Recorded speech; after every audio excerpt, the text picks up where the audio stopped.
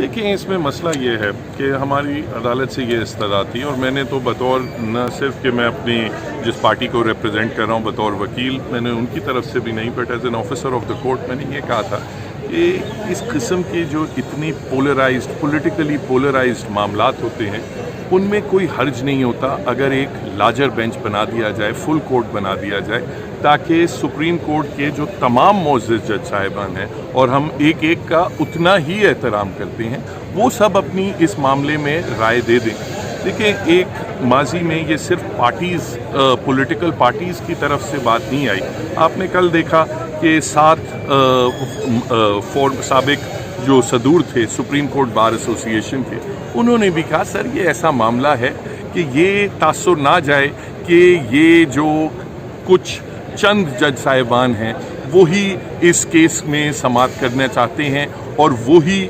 ماضی میں جتنے بھی یہ سیاسی نوعیت کے کیسز ہیں ان تمام بینچز میں وہی جج صاحبان بیٹھے ہیں۔ یہ بار کا بھی یہ موقف تھا۔ اور اگر آپ ماضی میں دیکھیں تو سٹنگ ججز سپریم کورٹ کے، آپ نے دیکھا جب یہاں جسٹس مقبول باقر صاحب کا فیئرویل ریفرنس تھا تو اس میں بھی انہوں نے اس چیز کی نشاندہی کی کہ جو سیاسی نوعیت کے مقدمات ہیں پچھلے چند سالوں میں وہ صرف کچھ مخصوص جج صاحبان کے پاس جاتے ہیں اور بقایا جج صاحبان کے پاس کبھی بھی اس قسم کے امپورٹنٹ کانسٹیٹیوشنل کیسز نہیں لگائے جاتے۔ تو اس کی وجہ انہوں نے بھی پوچھی۔ اس میں جسٹس فائز عیسیٰ صاحب کے بھی اس معاملے میں خطوط ہیں۔ تو دیکھیں جب ہر طرف سے ایک اعتراض ہو رہا ہو، ایک بے شک اگر ایک امپریشن بنا ہوا ہے، بے شک غلط بھی ہو، مگر ہر طرف اگر ایک امپریشن بنا ہوا ہے کہ یہ جو ایسے سیاسی کیسز ہیں اس میں صرف چند ججز انکلوڈ کیے جاتے ہیں، تو پھر میں سمجھتا ہوں کہ کوئی اس میں مذاکرہ خیز بات نہیں تھی کہ اگر باقی اپنے ساتھیوں کو بھی اس میں شامل کر دیتے کہ ان کی رائے سے اور ان کی بھی وزڈم سے استفادہ ہوتا۔ اب صرف ایشو یہ بن جائے گا کہ اب جو فیصلہ آئے گا، اور یہ اسی چیز کی ہم نے کل نشاندہی کی تھی، پھر بعد میں اب پارٹیز نے فیصلہ کر لیا کہ اب ہم اس مزید پروسیڈنگز میں شامل ہی نہیں ہوں گے، جس کی وجہ سے اب جو بھی فیصلہ آئے گا وہ متنازع ہوگا۔ اب یہ اس تمام جو ایشو بنا بھی، آج اگر یہ چیف منسٹر کی الیکشنز وغیرہ کا ڈسپیوٹ جو آیا ہے وہ بھی تو آپ دیکھیں، جب 5 رکنی بینچ تھا تو اس میں ان 3 جج صاحبان کی رائے تھی کہ اسپیکر کو ڈیفیکٹرز کا ووٹ گننا ہی نہیں چاہیے 63A میں،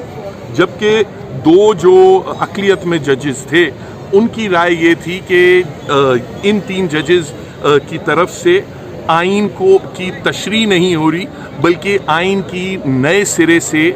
تحریر ہو رہی ہے۔ تو جب اتنا واضح فرق ہو ویو پوائنٹس میں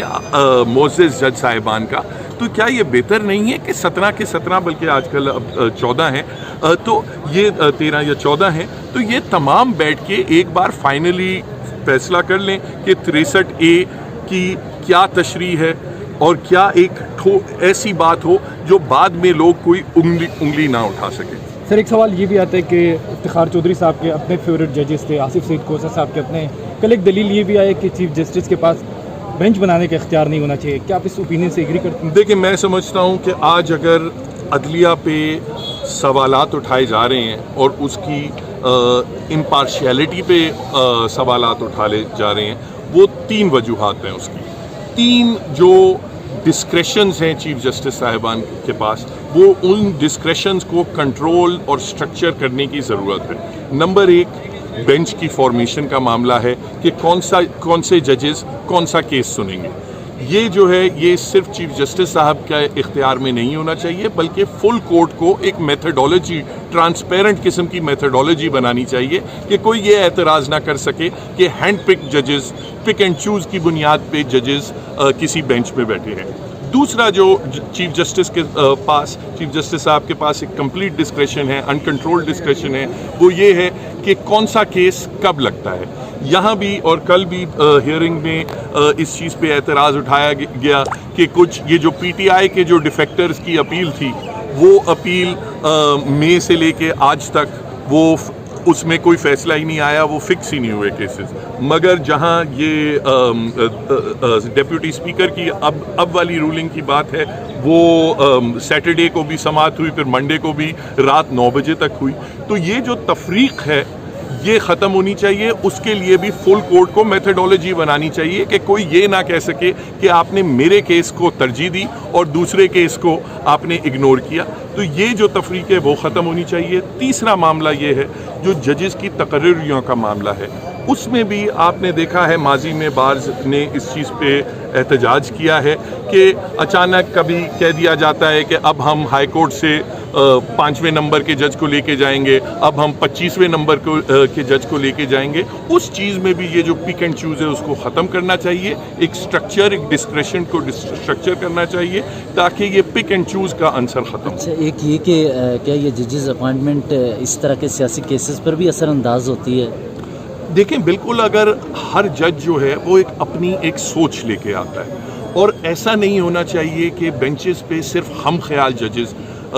بیٹھیں. آپ نے دیکھا ہے جیسے 18ویں ترمیم میں اور 21ویں ترمیم کے کیسز میں 5 ججز کی ایک رائے تھی, 4 ججز کی ایک رائے تھی, 8 ججز کی ایک رائے تھی. سب کی جب اجتماعی رائے آتی ہے تو اس کو پھر ہم کانفیڈنس کے ساتھ کہہ سکتے ہیں کہ یہ عدالت عظمیٰ کی رائے ہے, اور اس کے بعد ایک